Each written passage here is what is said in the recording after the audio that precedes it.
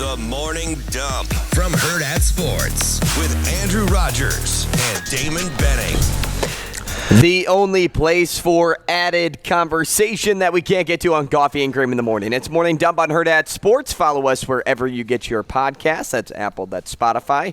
Go to Morning Dump there, and you can catch every episode you missed. If you missed anything on the show today, go to Hail Varsity Radio. Check out the podcast. Go for the hour and 57 minutes, 47 minutes, whatever it comes down to. Listen to the whole show. We had a good one today where we not only talked Nebraska recruiting, we talked college basketball. We hit on the NFL and the Kansas City Chiefs. Do I look on your screen blurry on StreamYard? A smidge. It yeah. almost looks like a smidge. Like wipe the camera here. Nope, still a little blurry. Oh, weird. Do I look a little puffy? But you look great. A little puffy. I'm over here. I don't know what happened. Nah, whatever. Anna-Roo? Oh, yeah. Would my niece come in? Anna-Woo? Hey, I got something fun for you to do. Okay. So in the last 17 years, 16 of the last 17 college football national champions have come from a little red circle on the map. You branch into Louisiana, you get some of Mississippi, Bama, Georgia, South Carolina, Florida. But who's the lone wolf? Ohio State. Right? What year? 2015. 2015? 14, 15. 2014 season. Yeah. See, we've done that before. Yeah. Is it 20? Because it happened in 2015, but it really was 2014. So nice work. Pretty good, huh? In that little red circle, though, Okay. you circle the best ACC schools, which was Florida State and Clemson, who have since fallen off from where they once were in prestige. Dramatically. And then you look at Bama and Georgia, who are still atop the ranks. You take a peek at LSU, who's trying to climb back. Ohio State's always been around. Just hanging around. But outside of Ohio State, is Michigan ever going to get over that hump? Is the Big Ten, is the potential Big Power 2 what we're moving toward? Are we going to see a drift in this circle? Can this circle expand up north, or will it stay down in this region for a good majority of time? I always like to say once is a fluke, two or more is coincidence. Three or more is trending. Can Michigan trend? Can they make it three in a row? I think if Michigan wins the Big Ten again, and they could easily be, they will probably be the favorite. It would shock me if they weren't, just Your because of the quarterback quorum, situation, just right out of the gates. I would say that they've moved into the neighborhood because you could make the case with 3 Big Ten championships that Jim Harbaugh has surpassed Ryan Day in terms of coaching accomplishments. Hands down. Right? Hands down. Because he's already got 2 playoff appearances. So, I mean, that the discussion now becomes, even though Coach Harbaugh had a little bit of a head start on Coach Day. But gosh, you'd have to entertain that, wouldn't you? Yeah. I mean, the way I look at it, too, I could easily see the Big Ten competing by the time the college football playoff expands. And that oval, and instead of going wide, may go hot dog style. It may be a situation of it. Wouldn't that be something? It's in especially with the way that north-south. the population has gone, though, because everybody's moved southeast. They moved out of the Rust Belt. It's no longer the hotbed, and it hasn't been since industry has died over the last 20 years, right? The migration has been south.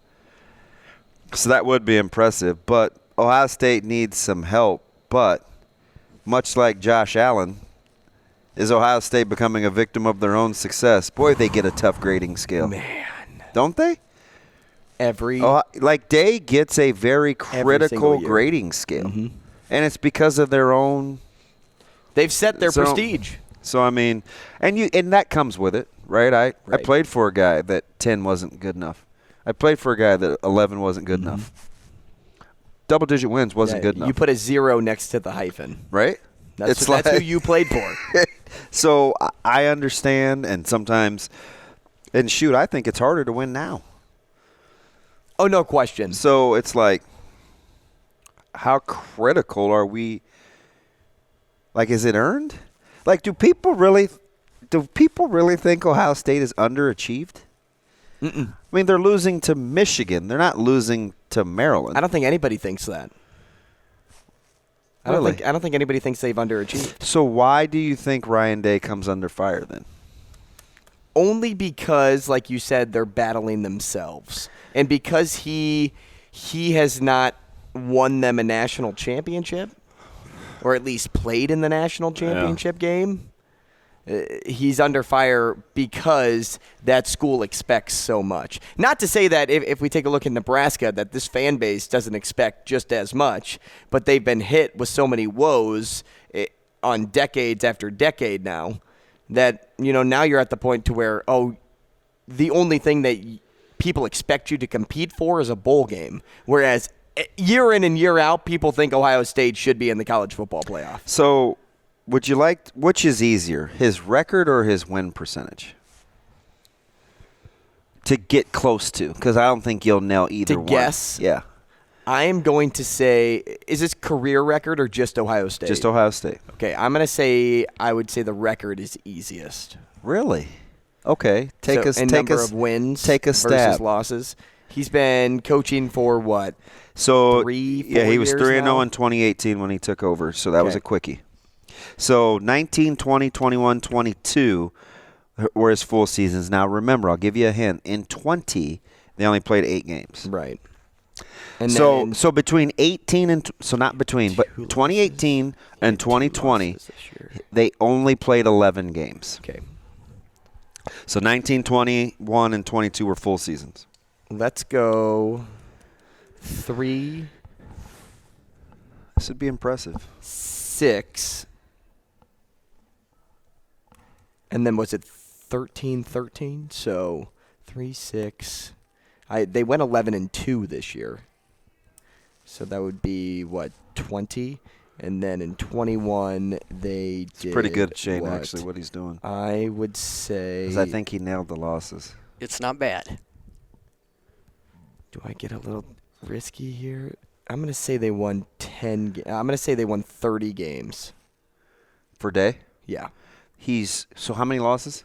So that would be 6-2, 10-3, 11-2. So 5, 7 losses. 6. He's 45-6 with an 89% win clip.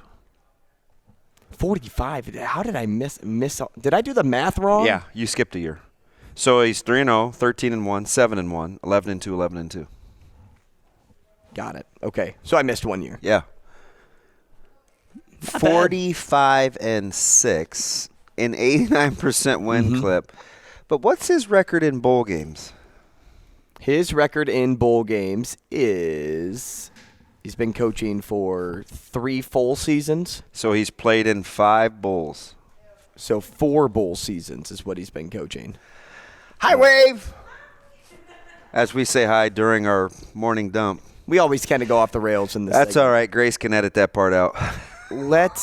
So he's played in 4 bowls, or did he play when he 5. went 3-0? Played when he, Okay. So he's played in 5. Well, remember, it's tricky. No 3-0 bowl, but he played in 2 games in 1 year. Right. Technically. What's his record I'm in the going to postseason? say 1-4. He's 2-3. 2-3. So, and we had this talk the last 2 years, right? Pressure on Ryan Day. Like, whose pressure? His own, right? Like, Yeah. he's 45-6. I don't think there's the outside noise. To me, shouldn't be weighing on Ryan Day at all. You would not But think so. when you look at that team and where they're at and situated every single year, it wouldn't shock me that once that time comes, he may not be stressed out from week 0 or week 1 all the way to week 13, 14, whatever they play. But once he gets to week 15, Week 16, those are the times where he sits back and thinks, please don't let it happen again. Please don't let it happen again. Hey, so do you know Jim Harbaugh's postseason record? Postseason? Just at Michigan. I'm going to say he's won 6 games. He's 1-6. I was on the wrong end of the stick. Can you believe? You know what? I did know that because when the talk went out about him being an NFL head coach again, people are like, well, yeah, he does great things during the regular season, but he doesn't do anything in the postseason. Won the 2015 Citrus Bowl. Lost in the Orange Bowl, lost in the Outback, lost in the Peach, lost in the Citrus, lost in the Orange, lost in the Fiesta. But his career, but he's playing in every single big bowl game. But he's 74-25 at Michigan, which is a 75% win clip. Mm-hmm. And he didn't start off strong. No, considerably behind Day, but the back-to-back playoff appearances and the back-to-back Big Ten titles, and it turns into what have you done for me lately? I think it's amazing. And you think, unequivocally, if he wins another Big Ten championship, he's belongs in the same discussion. Mm-hmm. They'd build the statue right then and there. Especially if they won a national championship, Jim Harbaugh would go down. Now, winning would be a whole nother history there. That'd be a whole but nother. I think Big Ten championship. Can you imagine Michigan winning 3 consecutive Big Ten championships? And they could do it because they have the rollover that Ohio State doesn't have. They'll be the favorite. Mm-hmm. I mean, basically, Ohio State's got to start over at quarterback. Now, in 2024, does that change? Do you go from – See, I know what we talked to Sam the other day, and I just didn't pencil in prowess, SC, UCLA. I didn't. Right? UCLA's been bad a lot more than they've been good the last 30 years. And, listen, you're ushering in a new era, no DTR. USC won't have Caleb Williams. Now, they're USC, and I'm sure that they'll recruit just fine, right? Lincoln Riley appears to know how to recruit. But you still – offensively. But what will the Big Ten look like in 2 more years? Mm-hmm. We heard Coach Rule's statistics on 11 personnel. Wisconsin's going air raid. I mean, I don't think anybody knows. They're rolling the dice. I mean, is it still going to be O-line, D-line driven league? It's got to be. You would think because that's what the foundation was built on. But even Georgia wins with O-line and D-line. Yeah. Sure. You know. But they also can Yeah. they can air it out too. But you're right. It all starts up front. So because I think SC and UCLA will still have to come in and be able to block people and, get off of blocks. Mm-hmm. Yeah, your quarterback can only do so much with his legs. It's just and a his hard arm. league. And remember now, climate changes quite a bit. So, I mean, how's your team built? You want to play here in November when the weather gets down below 40 degrees? 30 degrees 20s. sometimes. I mean, the snow may be falling. I just think that'll be interesting, right? Because I always go back and forth, and I still don't know where I land. Because I think I always want to see great players play in the most advantageous conditions. But don't think I don't want, when we were getting our teeth kicked in by Miami and Florida State in the 80s and the 90s, that I didn't want to play a bowl game in the Midwest or the Northeast, right? Right. Because I thought that was part of it. So I just – No doubt. Should elements be part of it? I'm 100%. I know in the NFL we couldn't care less. We just say play. But there's reason But that also Super in the Bowls are in NFL, warm weather. Well, or in a dome. Yeah. Right? Because you take out all of those outside factors, which is why when, that Buffalo-Cincinnati game was canceled for the DeMar Hamlin injury, people were like, well, it's an advantage to play in Buffalo. Like, they played in snow. Now, it didn't pay off against Cincinnati. One team looked like they were built to play in the snow. Right. The other team not so much. Still, and the team that didn't look like they were built to play in the Right. snow was the team that should have had the advantage. Right. Those outside elements, though, outside factors, I do think play into it all. And home field advantage, I know, is kind of like the big thing, but when you bring in weather, when you bring in, like, is your body built for this weather? Like, if for me, for example. Maybe it's advantageous that the Bengals don't have a really good indoor practice facility. That could help. Upstairs, though, DB, you have to be mentally tough. Yeah. Like, you have to be disciplined. Totally with you. And if you aren't ready for those conditions, they'll eat you up. Yeah. Because if I stepped outside right now, you said, Andrew, put on football pads and stand outside without a long sleeve on, I would last 2 minutes. Yeah. 2 minutes. That's funny, too, because conversely, what do people make fun of me about? Never wearing a winter coat. You know, I coach in the same attire. You're built for it. Because I was conditioned to be able to just do it, right? So there's something to that. And I tell our guys, I've said this since I've been coaching since 2004. When in cold weather in the state of Nebraska, when it comes time to playoff football, with each hit the temp drops about 3 degrees. Right, you just have to make sure that you're the team where the temp drops, and put yourself in just a player's shoes here. An average day individual walking on the street. You know, it's what, 30 degrees right now in Omaha. If it were 40 degrees here, you'd be wearing a sweatshirt, not a big coat. You'd feel like it's warmer. Yeah, and that's just because that's what you're groomed to feeling, because you're used to the weather conditions. It helps. It's funny. I was watching. Reading. One of the three. Well, it was college football. It was one of the Twitter follows I follow, and they were talking about pristine football, like perfect fall weather, and it was like 37 degrees. And one of the Twitter mentions was from like SCCRS or something like that, and they said, hey, let's remember it's all relative. Perfect football day for us is 65, no wind, not 38 and no precip, right? Because I remember Greg Sharp and I were talking one game about Wisconsin, and we were like, or Minnesota, like, man, this is kind of ideal. It was crisp, it was cool, it was 30-some degrees and sunny. I was like, man, you're not going to get much better than this in November. In Lincoln. Right. I certainly wouldn't say that if I was in, Oxford or Stark Vegas or, where it feels Auburn, good. right? Well, they'd be like, what's ideal about this in November? Right. This ain't 60 and sunny. Right. So it's always interesting because I think your teams are built to win the conference. And there's only a handful of teams that can cross over where you're building a team to win national championships.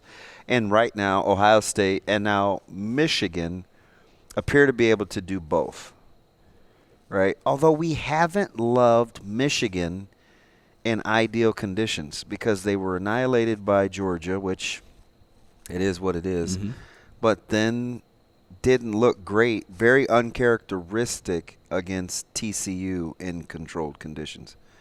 But we saw them run through Ohio State in a mini blizzard. Right. Isn't that weird? I just but the same Ohio State team that got another chance and pushed Georgia to the brink. I'm thinking about weather conditions. Or game prep. I don't know. It's tough. I was just going to say, by the way, when you talk about the weather conditions and stuff like that, it's always interesting to see on the same level there, a college guy coming up from the South get drafted by somebody up north, right, and playing like in Green Bay or something like that. It's funny you say that, Shanner, because I'm going to go back to our poll question here for a second and give you the poll results, DB. If a genie gave you one wish and you had to pick one thing that would benefit every Husker fan, what would it be? Out of the 4 choices to win 6+ football games, Dylan Raiola's commitment, heel Gary and Bandamel, or a former Husker winning Super Bowl MVP, what do you think was the winner? Probably Raiola. And then what do you think was the loser? Bandamel and Gary healthy. It's actually the former Husker winning a Super Bowl MVP. Winning 6 football games, got 41.1%. Raiola got 52.9%. Heel Gary and Bandamel, 5.1%. And then 1% for a former Husker to win Super Bowl MVP. And, I don't think the fans out there realize the stake that would be for Husker football in general. Just to make the affiliation? Just to make the affiliation. To watch Cam Taylor-Britt, to watch Ndamukong Suh, to watch whoever wins the Super Bowl, hold up that trophy, knowing that person played at Nebraska, you don't think that would play at all into recruiting?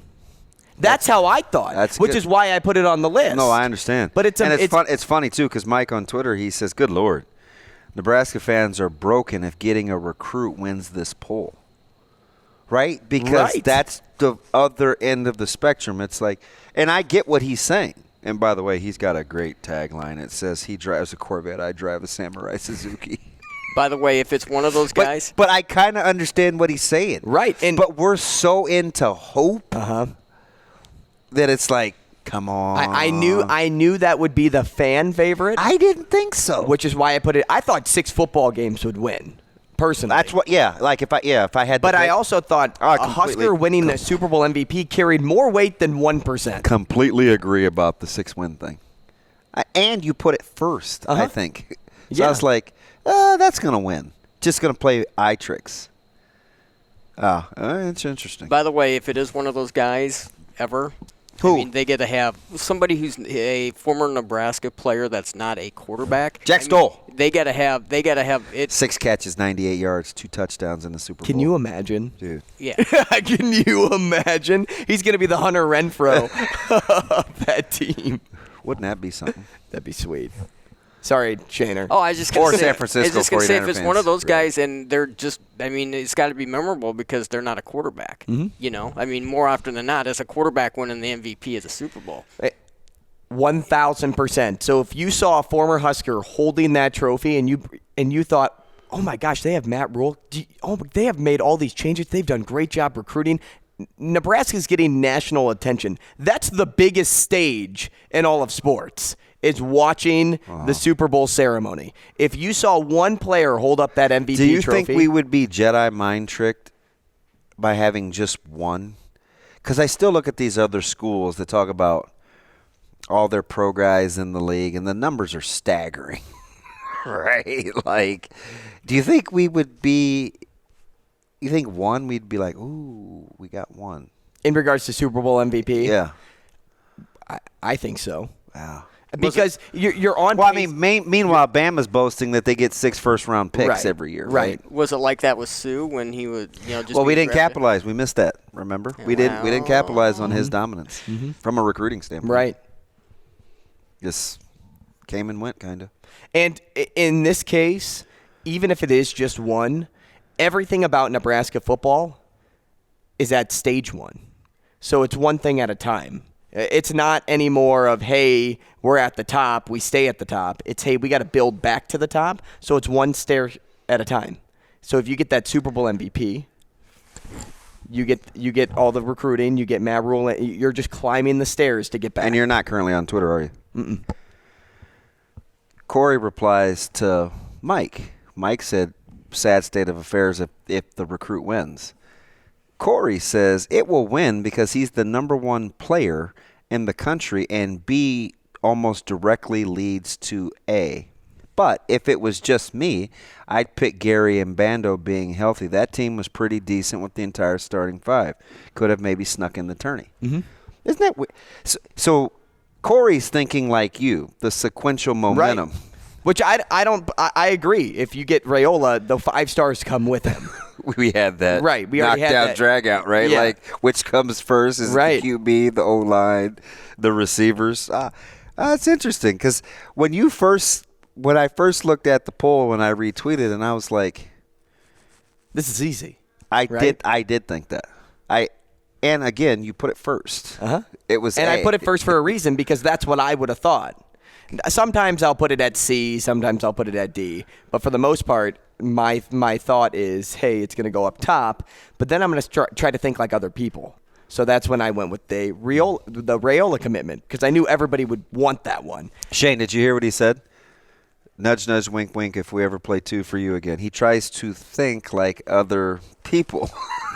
We're trying to win people gift cards. I'm trying to think like DB. Hey. 3, 2, 1, Hot Wheels, that sort of thing. Yes. Let's not Hot Wheel this. Yes. We don't need to get off the rails, off the track. No, keep your Hot Wheel cars on the road, Shaner. My bad. But we are playing 2 for you tomorrow. I know. I can't wait. I'm going to win.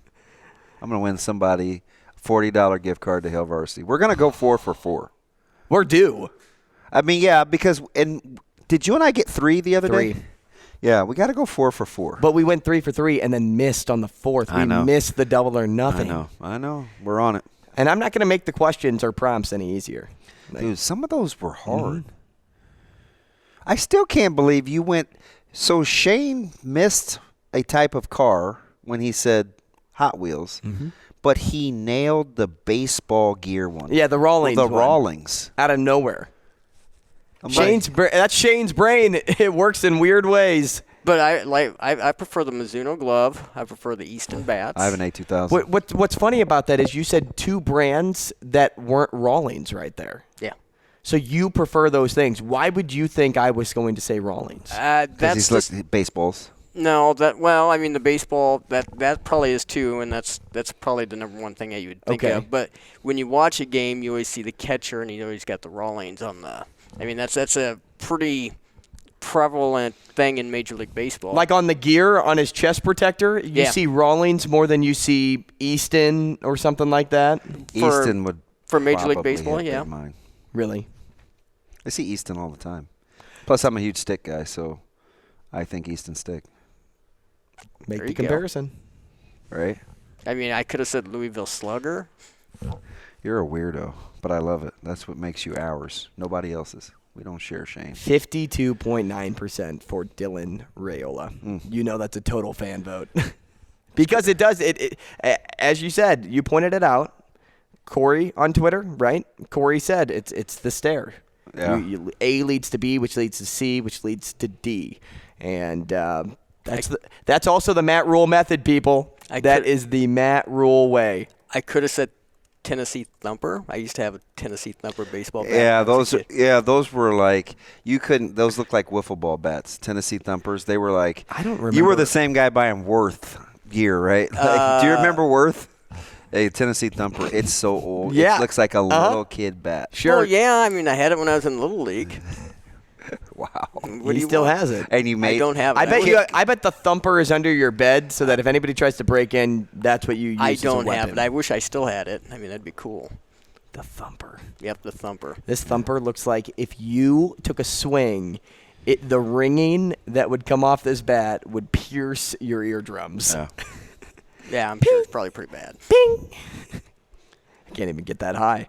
It didn't make that noise. That's the thing. It was more like a thud? like a crack. It didn't sound like Really? It didn't sound like It didn't sound like a ding? No. That's what it looks like. Yeah. Wow.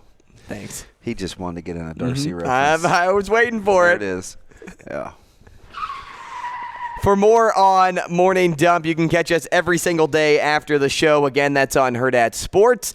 Look us up, Morning Dump. It is a great chance for us to kind of go national, maybe more worldly, rather than hit the local side of things, which we do on Coffee and Cream. If you missed that show, head to Hail Varsity Radio, wherever you get your podcasts, and check that out. He's Damon Benning, at Damon Benning on Twitter. I'm at Andrew Rogers TV. Shaner, what's your tag? At S. Schillerberg? Just Schillerberg. At Schillerberg on Twitter. That's your main Nobody man, can Shane. spell it. It's SCH. It is SCH. ILLERBURG? No, not E. not ERG? Berg. Yeah, BERG. Okay. He said no, not Berg. Yeah. Berg. Well, Berg is both. How do you spell burger? How do you spell iceberg? Yeah, it's not Schillerberger. What? Schiller hamburger. It wasn't the thing. You said it's not Berg, it's Berg. Why do you get him started? I don't know. I should stop giving him credit for Don't things. put the quarter in. Do not. No. We'll see if the poll changes at all. I mean, we're already at 1.4% for Super Bowl MVP, so people are thinking like me. And away we go. We'll see it tomorrow.